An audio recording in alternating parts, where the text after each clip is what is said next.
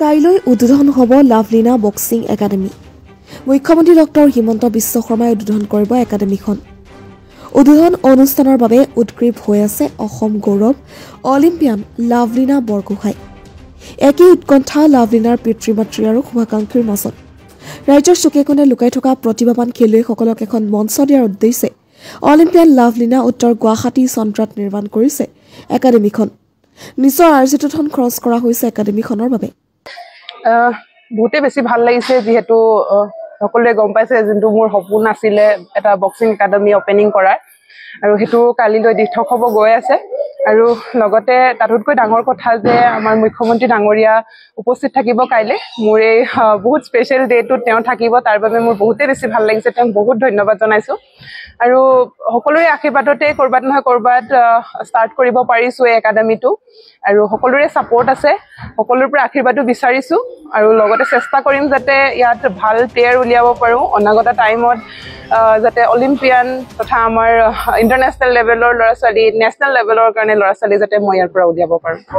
প্ৰস্তুতি যিহেতু ষ্টাৰ্টিঙতে ভবা নাছিলোঁ একেবাৰে ডাঙৰকৈ বা অলপ ভালকৈ কৰা হ'ব বুলি। জাষ্ট মই ভাবিছিলোঁ যে একেবাৰে বেছিক ফেচিলিটি, কাৰণ মাটিটো এনেকৈ আছিলে, চ' মই ভাবিছিলোঁ যে একেবাৰে বেছিক ফেচিলিটি দি পিনি ষ্টাৰ্ট কৰোঁ। কিন্তু লাহে লাহে ষ্টাৰ্ট কৰাৰ পিছত এতিয়া ভাল হৈ আহিছে আৰু ভাল লাগিছে, কাৰণ ওচৰৰ ল'ৰা ছোৱালীবোৰে এটা ভাল প্লেটফৰ্ম পাব পাৰে যাতে ইয়াৰ পৰা। আৰু ইয়াত ধৰি লওক ভাল এজন কোচ থাকিব, আৰু মই গোটেই শ্বেডিউলটো মেনেজ কৰিম।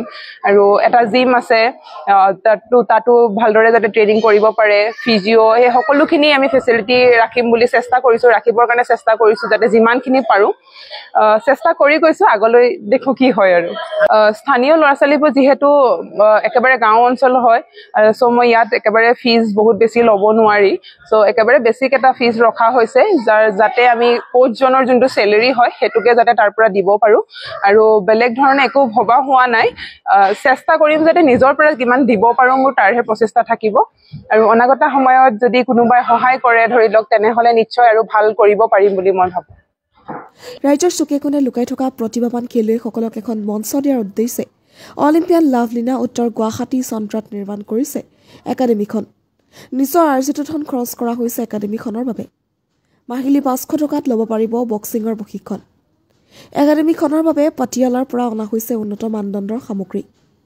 উত্তৰ গুৱাহাটীৰ পিছত অসমৰ বিভিন্ন স্থানত মুকলি কৰা হ'ব আন কেইবাখনো Lovlina boxing academy. News desk report. মোৰ নাম দেৱকুমাৰ বৰুৱা আৰু মই লাভলীনা বৰগোহাঁইৰ শিক্ষক।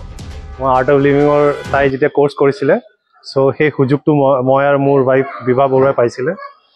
চ' তাইক মই বেছি আগতে লগ পোৱা নাই, কিন্তু যেতিয়া আমাৰ কোৰ্চ কৰিছে, কোৰ্চৰ সময়ত তাই মোটামুটি 6 দিন একেলগে আছিলোঁ। তেতিয়া মই গম পাইছিলোঁ যে এজন খেলুৱৈৰ সপোন কি কি হ'ব পাৰে। চ' এনেকুৱা খেলুৱৈটো আমি বহুত দেখা পাইছোঁ বা বহুত পাইছোঁ, মই নিজে খেলুৱৈ হওঁ। কিন্তু কথাটো হ'ল, যি আমি সপোন চাওঁ, বিশেষকৈ এটা একাডেমি খোলা বা এটা ডাঙৰ কিবা এটা সপোন যেতিয়া চাওঁ, তাক দিঠকত অনাটো বহুত এটা কষ্ট। কিন্তু তাই ইমান সহজতে আৰু চবৰে সহায় সহযোগ লৈ আৰু চবৰে মৰম লৈ যে ইমান সোনকালে যে এটা ইমান ধুনীয়া একাডেমি যে খুলিব পাৰিছে, চ' তাৰ কাৰণে মানে আমি চবেই গৌৰৱ কৰোঁ আৰু আমি বহুত সুখী। আৰু লগত আমি এইটোও জানো যে তাই ইয়াতে শান্ত হৈ নাথাকে, তাই ভৱিষ্যত আৰু বহুত কিবা কিবি কৰিব।